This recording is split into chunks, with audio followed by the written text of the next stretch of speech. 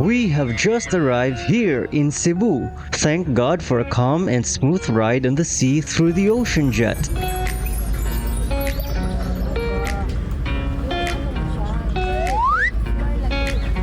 Hello and welcome back to the Life of Pierre channel. Kararating lang natin sa Cebu from a 2-hour ride through the ocean jet from Bohol. It was a smooth and chill ride, but we have to move on and get our luggage. Let's go!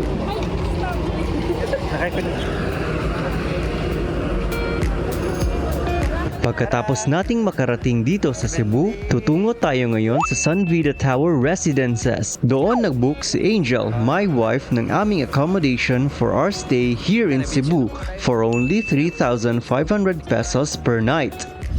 Maraming nakaabang na taxi sa labas ng port, but let's be cautious of the pricing of their fare. Some drivers or conductors raise their price kahit na malapit lang ang inyong destination. Kaya it's better to know the distance and location of your accommodation or places to go to in advance para hindi kayo maging biktima ng overpricing. Thank God for the wisdom and discernment. We are now here at Sun Vida Tower. Let's have a tour of our accommodation here.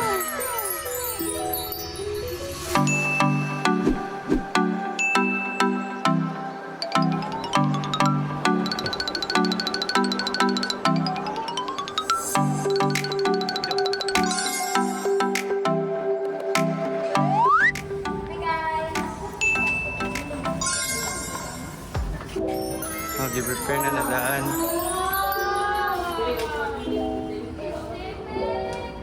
Guys, we got the view up here. Wow, Cebu! Hi, welcome. Thank you, Lord. Safe trip. As we enter the room, on our left, makikita natin ang toilet and shower room.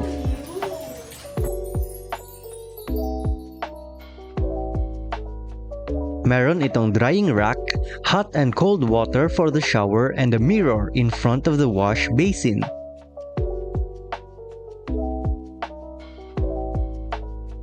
On our right side naman, the kitchen and combo washing machine. They have complete utensils for eating and cooking. And as a must in spaces like these, the kitchen hood is functional para di tayo mag-aamoy usok pag nagluluto. As we walk further in, we will reach the sala with great lighting and table just beside it. On the other side of the room, 2 queen-sized beds are located with extra beddings to be used for the larger groups or family. It has also a walk-in closet, enough for your luggage and hanging solutions for clothes.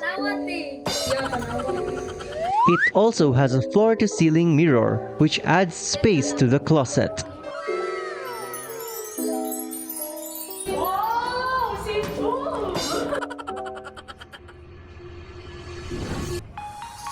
Pagkatapos naming mag-settle down ng mga luggage and gamit namin, nagpahinga lang kami sandali at nag-decide na pumunta sa SM para maghanap ng makakainan ng dinner. SM City Cebu is just across the street, kaya very accessible ito from the condo.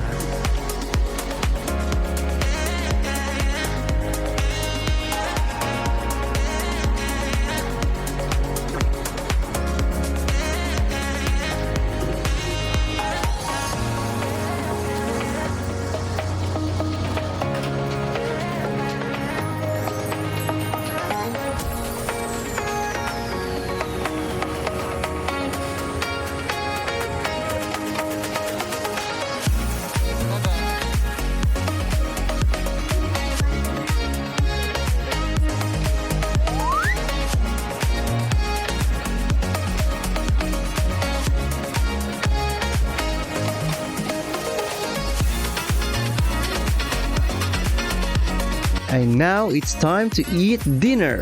Iiklian ko lang ang video na ito. I just wanted to share with you our arrival experience here in Cebu. See you in our next video. This is Pierre. Thank you for watching and God bless.